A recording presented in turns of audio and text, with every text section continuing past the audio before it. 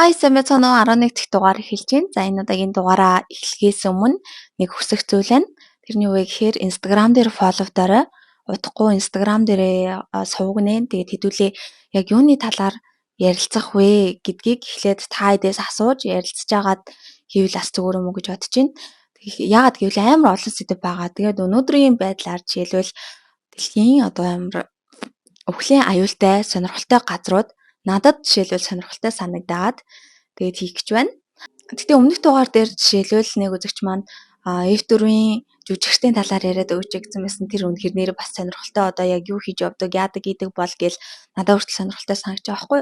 Тэгээд тэрнээс өмнө бас House of the Dragon-ы зарим нэг жүжигчдийн талаар ярьсан байгаа. Тэгээд дутуу байгаа ахаад хэдэн жүжигчдийн талаар ярих хэрэгтэй байгаа. Тийм болохоор хэдүүлээ ер нь ярилцаад юу хэрэгтэй байна, яхаар байна гэдгээ Instagram дээр ярилцъя гэж бодож байна.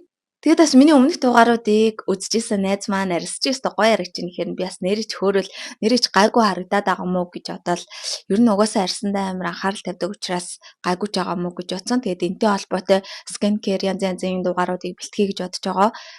Яг ямар төрлийн арьсанд яг юунд тохирж ийн жишээлбэл миний хувьд хэрэгжилж исэн бүтээгдэхүүний аль нь тохироод аль нь болохгүй байна, аль нь болж ийн. Тэгээд алийн удаан хугацааны туршид хэрэгжилж ийн гэх мэтчлэн бичлэгүүдийг бас оруулах төлөвлөгөөтэй байгаа. Тэгэхээр та бүхэн Instagram дээр фолловдорой, YouTube дээр сав дарахаа мартваа. За одоо яг жинээсээ эхлэе. Дэлхий дээр байдаг хамгийн сонирхолтой газруудаас түүж орууллаа. Ингээд хамтаагаарай. За хамгийн ихний газар бол Боливийн Юнгас мужид байдаг газар. Яг энэ газарт жилдээ 100-аас 200 хүн нас ордог. Энэ замны зураг дээр харж байгаачлан жишээлбэл уулыг тойроод ингээд ороогоод барьсан ийм засмал биш одоо ийм шорон зам байгаа байхгүй юу. Тэгээд энэ дээр огцон мэргэлтүүд маш их гардаг учраас яг энэс болоод осол их гардаг юм байна. Тухайлбал 1983 онд жуулчид ачиж явсан автобус яг чигээрээ манан дундаас одоо бороороод манан татцсан байсан учраас шууд чигээрээ явсны улмаас ингээд доошоогоо их зур унсан ийм тохиолдол гарсан юм байна. Тэгээ яг энэ үеэр 100 хүн одоо 100 орчим хүн газар дээр нас орсон ийм харамсалтай тохиолдол гарсан.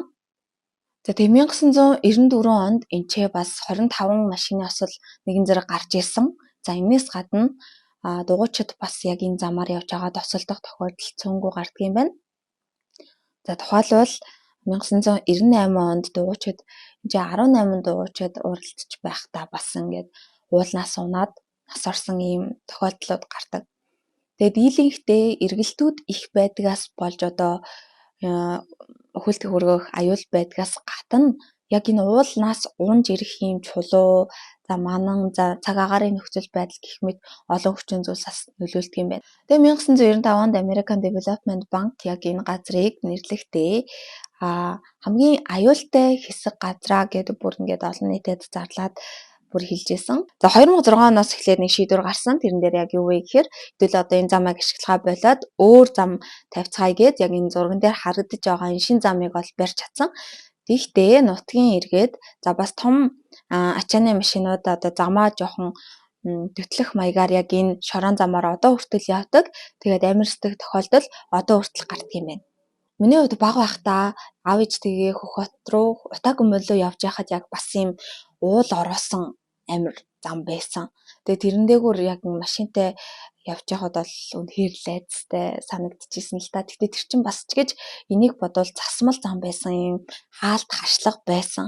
Гэхдээ энэ зам одоо хүртэл бол хаалтгүй, хашлаггүй юм шорон хэвээрээ байдаг. Зөвхөн шин зам барьсан болохоор гээд энэ замыг бүр ингээд орхичихж байгаа байхгүй юу?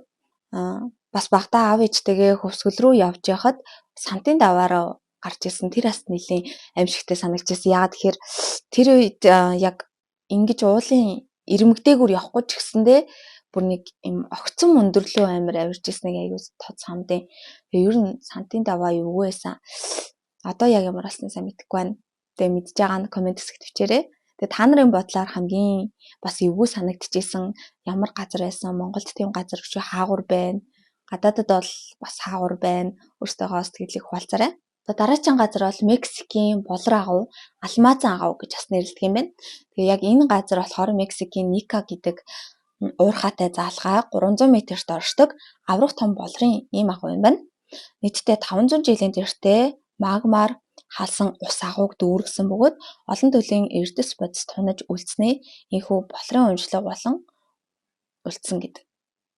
Агууг анх 2000 онд ах トゥ Элой болон Жавьер Делгадо нар Найка уурхайн ойролцоо 304 м-ийн гүнд газрын өрөмдлөг хийж байхдаа илрүүлсэн юм байна. За энэ дотор байгаа агуун хамгийн урт одоо юм болрон жишээлбэл 12 м-ийн урттай, өргөн нь 4 м.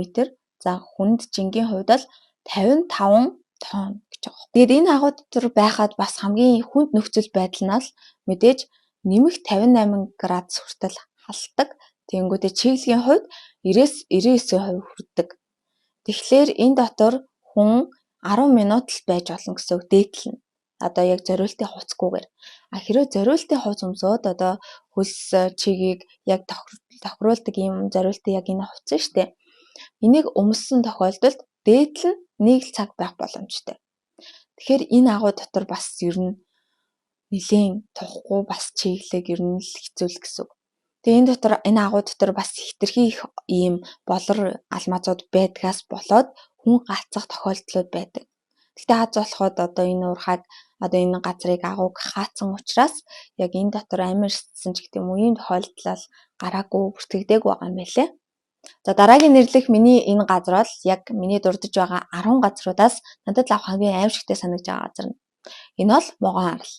За энэ могон арал нь яг хаана байршдаг вэ гэхээр Бразилийн одоо хамгийн том хот болох Сант Паулоос ер нь их тийм холгүй байрлалтай юм байлаа.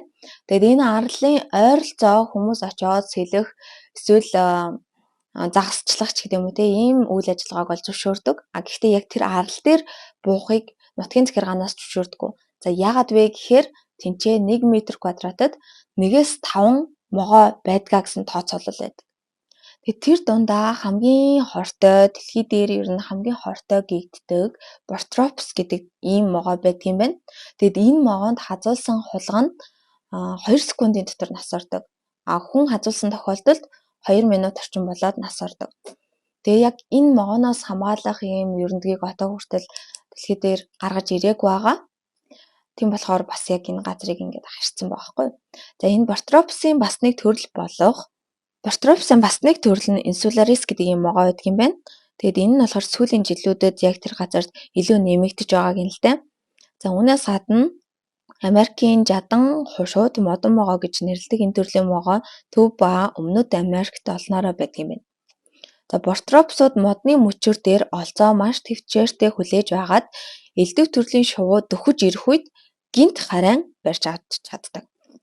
За энэ могой нь нэргэн тойрны амьтдын биеийн дулааныг маш сайн мэдэрдэг учраас ер нь шөнө харанхуй өглөө эрт ер нь ямар ч тохиолдолд хазах эрсдэл өндөр байдаг. За тэгтээ азар одоо эртгэн яг энэ газрыг хашаалаад ингээд хаацсан учраас тэнцээ бас ингээд хазуулсан тохиолдол сүүлийн жилүүдэд бол ерөөсөө бүртгэгдэж байгаагүй. Харин өмнө ингээд газрын талаар ярьж байгаа нэг бодит баримт яриа байдаг. Тэрний юу вэ гэхээр 1909 онд энэ цамхагийг барьсан. Тэгээд энэ цамхаг бол яг тухайн арал дээр байгаа ганцхан байгууламж нь. Тэгээд энийг барьсан гэр бүл нь яг бариад бараг дуусаж байх явцдаа гэр бүл нь тэр чигээр ингээд могоонд бариулсан гэдэг ийм яриа байдаг. Тэгээд сүүлийн үед бол автоматжуулсан болохоор гэрэл нь бол одоо солигдох ч гэдэг юм уу яг ажиллаа бол автоматар хийдэг болсон. Тэгээд тэрнээс өмнө бол нэг гэр бүл тэгж хазуулж нас урсан тийм тохиолдол байгаа гэдгийг нутгийн иргэд бол ярьдаг. За тэгээд энэ арал дээр бол зориуд маш олон удаа төмөр асааж исэн. Гол зорилго нь мэдээж могоонуудыг устгах. Гэхдээ бодит байдал дээр бол устгах чадаагүй. Одоо хүртэл маш олон могой байдаг учраас энэ газар одоо хүртэл хаалттай хэвээр байдаг. Тэгээд та нарын бодлоор ер нь яагаад ингэж монголчуудын хувьд одоо могоонд хүрэх юм уу ер нь усны амьтдад ингээд хүрэх тохиолдолд усын хорлол морлол гэдэг мөртлөөсөө Вьетнамд болохоор барыг тэрийг шарж идээд арьсаар нь цүнх хийгээд яагаад байж болоод идэм бол тэрэнд яг юу байдаг юм бол та нарын бодлоор бас юу гэж бодож байна? Тэрэнд яг нөлөөлж байгаа хүчин зүйл нь яг юу юм? Нэрээ тийм л усын хорлол морлол гэж байдаг уу? Та нараас юу гэж бодож байна? За дараагийн газар бол Америк нэгдсэн улсын үхлийн хөндий гэгддэг газар. Энэ газар 1922 онд Бургенсийн номонд хамгийн халуун газар гэдгээрээ бүр бүртгэгдэж бичигдсэн юм байна. Тэгээ энэ газар хамгийн сонирхолтой нь бүр өндөг унгаагаад хагалахад яг тэр газар дээр зүгээр л газар дээр шууд ингэж харагдаад бэлэн болчтой гэдэг. Тэнгүүдээ 2017 онд нэг жуулчин гутлаа тайлаад нэг удаагүй занаг 20-30 минут л дээдл нь явсан юм байна л да. Тэгсэн чинь хөл нь 3 дугаар зэргийн төлөгдөл болоод шууд эмнэлэг рүү явсан ийм тохиолдол байт юм байна. Тэгээ хамгийн сонир нь яг энэ газарт өвөл болохоор нөхцөл байдал арай өөр болдог, арай жоохон хурж ирдэг. Гэхдээ чулуунуудын байршил өөрчлөгддөг юм байна. Мараад яг ингээд байршлаа сольдог юм бэлээ. Энэ нь гэхдээ зөвхөн өвөлдөө ингэж сольдог. За дараагийн газар бол шал эсрэгээрээ харин ч хүйтэн газар Меконг гэдэг ийм Орсын холбооны улсын нутаг дэвсгэрт байдаг газар. Тэгээд тентхийн дийлэнх нь та бүхэн сайн мэдж байгаа якут үндэстнүүд байдаг, якутууд байдаг. Тэгээд энэчээ ер нь хүн нас орсон тохиолдолд 2 хоног гал хасааж газрын жоохон дэвтэж гисгэж агаад тэгээ газар ухдаг гинэ. Тэгээд энэчээ хамгийн сүүлд 2020 онд нутгийн температур хасах 62-д хүрч байсан байна. Тэгээ харин 1924 онд болохоор энд хасах 71-ийн хэм хүрч исэн. Тэгээ яг одоо ч гэсэндээ энэчээ хүмүүс оршин суудаг, амьдрал үргэлжилсэн хэвээр байдаг. Тэгээ миний бодлоор бол хизээш тийш явахгүй байна. Тэр амир хүйтэн газар.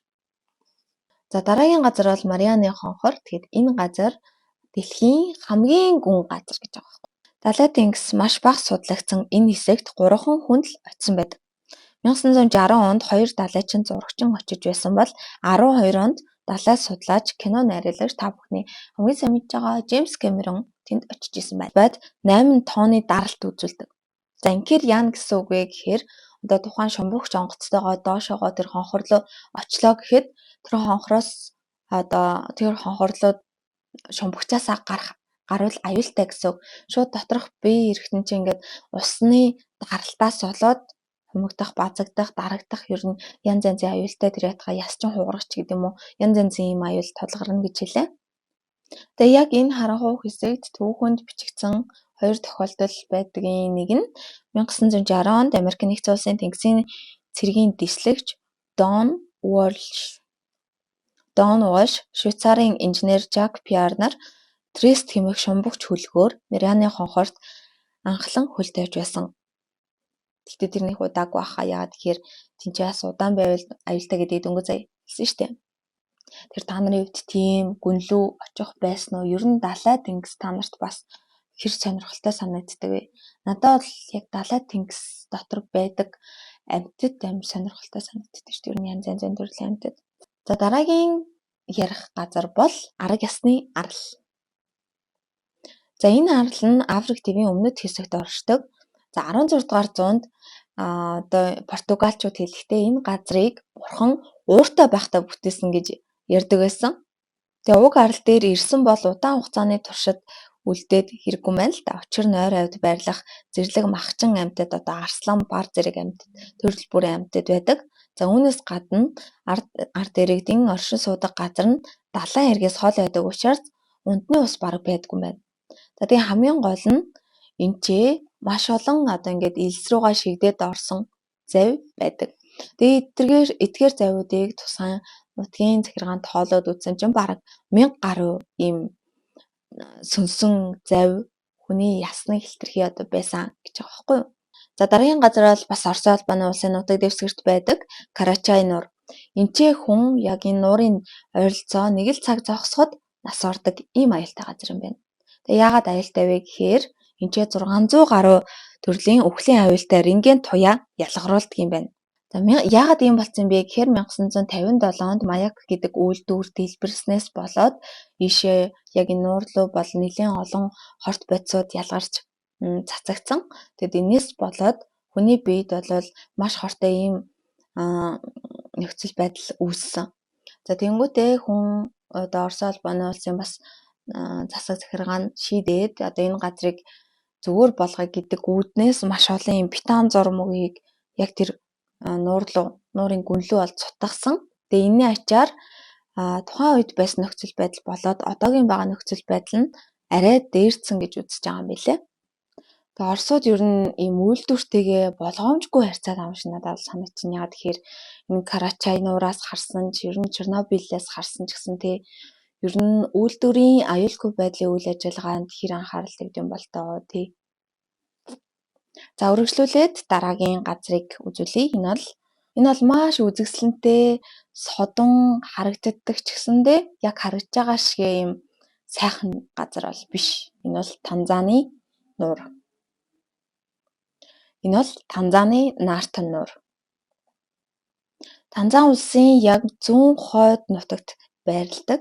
Тэгээ шүлтлэг устай энэ нуурын усанд багахан хугацаагаар сэлэхэд хүний арьс түлэгдээд бүр ингээ ялцардаг. Хэрвээ ийшээ шувуу орвол яг одоо энэ зурган дээр харагдаж байгаа шиг ийм ялзарсан, түлэгдсэн, нүүрс болсон ийм байдалтай гарч ирнэ гэсэн.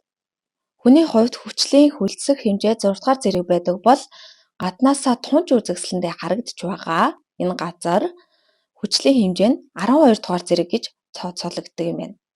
Тэгэхээр ерөнхийдөө энэ нь аммиакийн уснаас ч хортой гэсэн үг. Тэгээ түүнчлэн яг энэ ус нь давс, сод болон магнезиар баялагдвал нуурын мандал дээгүүр давсархаг одоо яг энэ харагдаж байгаа ийм цагаан судлууд гараад ирсэн байгааз энэ нь ерөнхийдөө ийм давсархаг байна гэсэн үг. Тэгээ энэ ус яагаад ийм улаан өнгөтэй харагдаад байгаа вэ гэхээр энэчээ байгаа энэ харагдаж байгаа энэ бичил организмаас болоод ийм улаан өнгөтэй харагдаж байгаа. За өөрөөр хэлбэл нуурын давс тус бичил организм өсч үржих таатай орчин нөхцөлийг бүрдүүлдэг. Тэгээд эдгээрийн үйл ажиллагаанаас үүдэлтэй улаан өнгөөр туяарч харагддаг юм байна. За тэгэхээр байнга ийм өнгөтэй байдаг уу гэвэл бас үгүй. Тэгээд бичил организмууд нь нуурын ус ууршиж давсны хүчлээр хансан үед идэвчиж үржиж эхэлдэг бөгөөд ийхүү улаанаар харагддаг юм байна. Сонирн байгааз. Тэгээ яг энэ ус хэтэрхий одоо ийм аюултай учраас яг энэ ойролцоо байдаг ан амьтдын тоо бас буурдаг гэж юм л та. Гэхдээ яг энэ ус дотор зөвхөн жаргаад байж идэг амьтан бол фламинго юм байна. Тэгээ фламинго ягаад жаргаж байгаа вэ гэхээр тийшээ ерөөсөө ороход бие организмд нь нарийн сөргөөр нөлөөлдөггүй. За тэрнээс гадна яг фламинго шувууг одоо ингээд хоол идэж усанд байж явах нөхцөлд одоо өөр ан амьтан дайрах тохиолдол их байдаг штэ. Тэгвэл яг энэ ус руу угаасаа орж чадахгүйгээс болоод фламинго шувуунуудад л хамаагүй таатай нөхцөл байдал бүрдэж тэнцээ байх боломжтой байдаг гэж. Тэгээ Танзан улсын засаг захиргаанаас яг энэ усыг одоо иймэр нь байлгаад ээж болохгүй. Одоо нэг арга хэмжээ авъя. Энд чинь яг юу хийвэл яавал тохиромжтой бэ? Энэ уснаас юуг нь гаргаж авч болох юм бэ гэдэг ийм тооцооллыг гаргасан. Тэгэд энэ ч калий карбонат гаргаж аваад тэнцэнээсээ угаалгын ийм нутаг үйлдвэрлэх ийм боломжтой байна гэдэг тооцооллыг хийсэн. Яг энэ үйл ажиллагаа нь бол одоохондоо бас эхлээгүй. Ерөнхийдөө манай метроны асуудал шиг л байгаа юм байна. За дараагийн газар бол Этиопийн Данакил гэдэг газар. Энэ газар надад дөнгөж сая ярьсан энэ улаан нуураас ч илүү сонирхолтой санагдаж байгаа. Яагаад гэхээр яг одоо энэ зурган дээр харагдаж байгаачлан энэ газар ус тэгээ цөл байдаг. Гэхдээ байхдаа хамгийн сонин нь бүр ийм шав шар өнгөтэй. Тэгээ эсвэл ийм нов ногоон өнгөтэй. Ийм газар байдаг. Энийг би ингээд болдог бол дээрээс нь стик тэргээр авчичаад ингээд хармаар бүр санагдаж байгаа хгүй бүр амар сонирхолтой. Тэгээ яг эрдэмтдийн хэлж байгаагаар энэ газар одоо бүр бичил биет организмч байх юм боломжгүй гэдгийг тодорхойлсон. Тэнгүүтээ 2016 онд нэг туршилт явуулаад нэг би одоо бага хэмжээний газраас нь дээж аваад судалгаа хийж үзсэн. Тинчээ бол бичил биет байна гэж илрүүлсэн боловч тэр нь бодит байдал дээр зөвхөн бохирдол байсан. Тэгээ буцаад тинчээ ямар ч одоо бичил биет амтан микроорганизм байх боломжгүй гэж тооцоолсон байдаг юм билээ. Тэгээ одоо хүртлийн тооцоолол бол өөрчлөгдөөгүй. Ер нь тэнцээ ямар ч тийм амьд биет байх боломжгүй гэж тодорхойлдог. За дөнгөж сая бол би дэлхийн хамгийн сонирхолтой газруудын нэгэн хэсгээс ярьлаа. Тэгээ Бермудын гурвалжин бол угаасаа ийш орох байсан. Гэхдээ тэрийг ярихын тулд бүтэн нэг дугаар гаргах хэрэгтэй байх гэж би бодож байна. Яагаад тэгэхээр нэлийн ярих юм ихтэй байгаа. Тэгээ миний бодлоор хизээж очихгүй газрыг дөнгөж сая хэллээ. Тэр моготой арал дээр бол хизээж очихгүй гэж би бодож байна. Яалтчгүй үед яг та эдийг аваачнаа. Та нар яг очих ёстой. Бүр яг буулгана гэвэл миний ярьсан 10 газраас та алинд нь буугайсан бэ? Аль нь арай гайгүй санагдаж байна? Сэтгэлээ хуваалцаарай. За энэ удаагийн дугаартай хамт байсан баярлалаа. Тэгээд Instagram дээр фолловдохоо мартав, subscribe мартав. Баярлалаа. Баяртай.